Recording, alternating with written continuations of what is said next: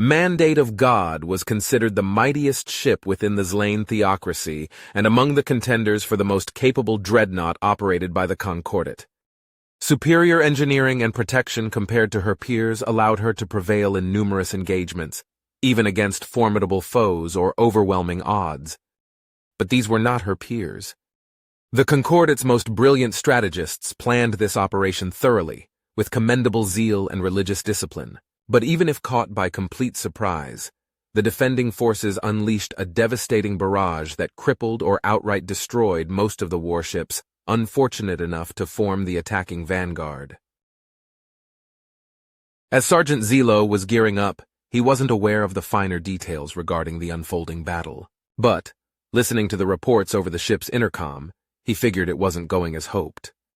Even without hearing the desperate voices of damage control or ignoring the constant tremors and impacts the ship was subjected to, it was evident that the Mandate of God was not in good shape.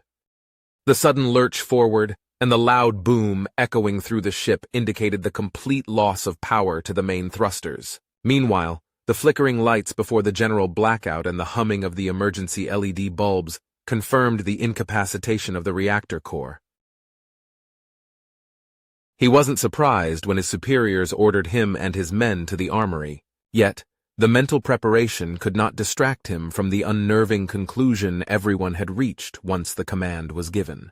There could be only one reason for a detachment of infantry aboard a starship to ready themselves. The arsenal room was quiet, even if sprawling with soldiers. No one uttered a word as they loaded their rifles and wore their gear. Not much was said by the lieutenant as he briefed the troopers. There was not much to be said.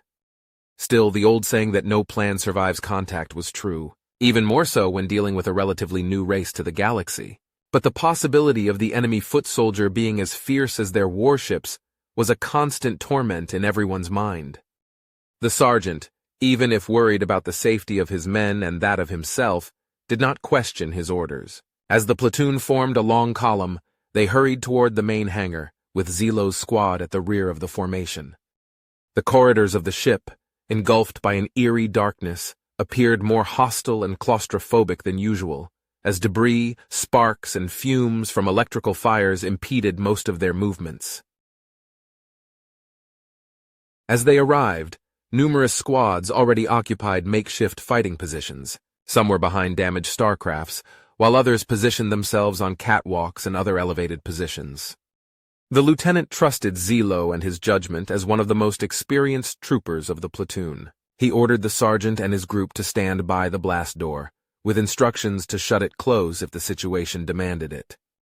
Unending minutes went by as nothing but the black void of space presented itself on the other side of the magnetic gate, keeping the precious breathing gases within the ship while allowing objects to pass freely. Then Zelo noticed something out there, steadily approaching. Others might have been first to spot those objects, but he was the first to point them out. A dozen or so, maybe more, maybe less starcrafts, roughly the size of a heavy fighter, flying in an orderly formation behind a larger one, seemingly leading the way. After steadily slowing in, the smaller crafts halted a few dozen meters from the mouth of the hangar as the first kept moving unchallenged. The soldiers took aim, holding their breath, eyes locked on the target, waiting for the starcraft to step through the magnetic field. Breaking the silence, a hailstorm of bolts raged toward the impudent vehicle that dared to cross the threshold. But simple rifles of subpar quality could not hope to dent what was intended for a human battlefield. Smoke grenade launchers discharged a thick gray wall before the attack craft, concealing it from the defender's naked sight. The Terran gunner then acquired targets using thermal cameras and infrared sensors.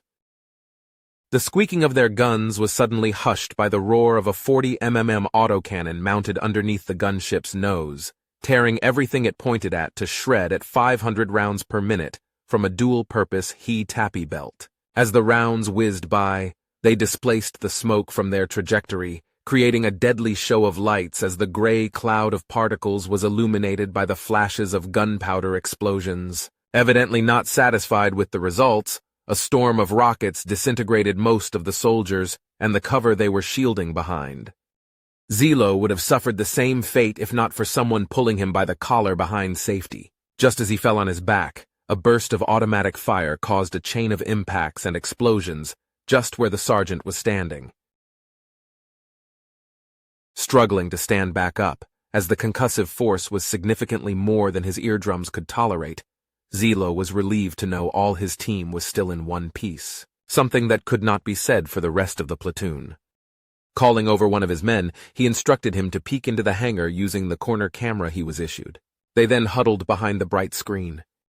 Besides the smoldering debris and the carnage, the Zlanians could hardly see anything else due to the smoke. They kept quiet, listening to the distinctive high-pitched noise of the human gunship. They noticed that several other machines with similar noise profiles had just passed through the magnetic field, as the sound of their propulsion systems could now freely propagate through the artificial atmosphere. They realized these were most likely the starcrafts that had held back, possibly troop transports. First, they heard the unique sound of hydraulics, then the clang of heavy metal objects impacting the steel deck of the docking bay. Zilo attempted to close the blast door, but the control panel was too damaged to offer a readable interface. Without attempting a physical override, the small group retreated deeper inside the ship as they heard several footsteps moving toward them. Even if fast, the Zlanians could not outrun the assaulters, outfitted with space-rated armored power suits. Before they could reach the momentary relief of a secondary walkway, a stream of bullets gunned down one of the soldiers. Zilo took point just behind the corner. He briefly exposed himself to locate the enemies. Regrettably, he could not see much before backing behind cover, as the emergency lights did not provide much illumination. Nevertheless, he managed to spot numerous dark shapes and shadows silently moving about along the walls of the long corridor. Just as he was about to peek again, this time to open fire, a hail of lead impacted a few centimeters from his head. Stunned and under suppressive fire, the sergeant was forced to relocate with his team as he heard several enemies rushing his position. Another burst from one of the Terrans, another Zlanian soldier motionless on the ground. Enraged, Zilo fired blindly from behind the relative protection of the nearest pillar. Caught in a panic, the youngest of the team gave away his position in an attempt to contribute to the fight.